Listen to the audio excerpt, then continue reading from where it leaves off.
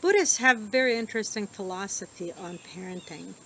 And what they say, they divide the whole parenting cycle into four stages. And the first one is 0 to 5. And they say, treat your child as a king. This is the time when the joy for life develops and the curiosity. And the child is allowed everything, not punished, not judged. 5 to 10, it's the time when the intellect develops. So they say treat your child as a slave. So put goals and make them work for them. And 10 to 15, treat your child as an equal. This is the time when independence is formed. And then 15 and later is there's no more time for parenting. You just reap the results of your labor. So, how many of us were treated as a king as a child? You know, Buddhism came to the West in the late 70s. This is coincidentally the time when the feminine movement started, but that's for a separate blog.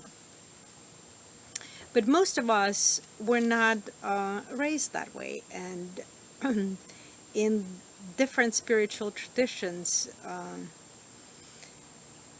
the child is not treated as a king. It's, you know, you heard spare the rod, spare the child. There is a lot of programming that goes on in the early ages of our life. And then when we grow up, that programming doesn't disappear. It becomes our pattern, the way we, it becomes our either limiting or empowering beliefs and patterns and concepts. It's basically the wiring that we receive.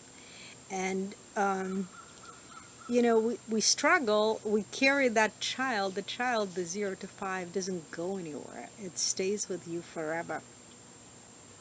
And that child acts out. The child that didn't receive the love and the freedom and didn't experience the joy will be acting out, will be throwing temper tantrums, and you'll see it in some people more pronounced, you know, and some less. There's some sort of trauma, and trauma is not necessarily something big, bad abuse that happened.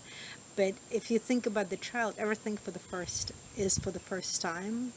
When you're that age, everything is raw and fresh and super real. So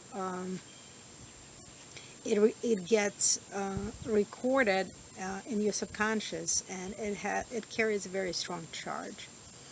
And most of us need to connect with that inner child. You know, we usually put that child out somewhere in the closet, ignore, and and pay very little attention to it. And that's where the troubles start. And you can't. Um, so you got to be really gentle and start establishing relationship with that inner child and show him or her love. And if you would imagine the child sitting in some dark room, got no attention for years, you know, you put some sort of a persona, mask on you, and it's a self-preservation mask. It's something that helps you avoid judgment and fear and whatnot, and you're not being yourself, you're not being authentic. And the authentic is that little child, 0 to 5, in you, and he or she is being shunned away. So the first step into any kind of healing or movement forward in your life is making friends with that inner child of yours. And it's a gentle process. You can't just walk into the room and start talking to the child. You gotta establish the connection. And here is the practice that I want to leave you with. It's a gentle practice, and if you imagine the child is in the room, and the room has a glass window, and you can look in that room, and he's just sitting there, you know, all droopy, like in a very child type of pose that is not, it's not happy, it's not excited. So the eyes is the window to the soul. It's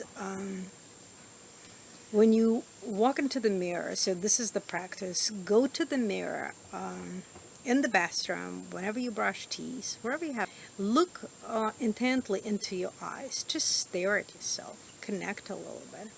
And say something very profound that at the beginning will feel very awkward. It will be fake. And say something like, I love and respect you, and say your name. I love and respect you, Lena. And do this a couple times, because if you imagine the child as some sort of frenemy, that you haven't had a relationship in ages, and all of a sudden you want to say, I love and respect you, frenemy.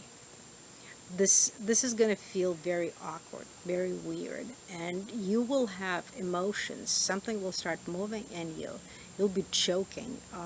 Initially, it's very artificial, fake, but I want you to persevere, to continue with this practice, and do it daily until you connect, until you really connect with that child.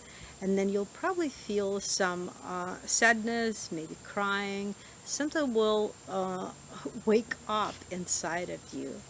And I promise you, when you get that child on your side, you will feel completely different. You will start embodying your own authentic self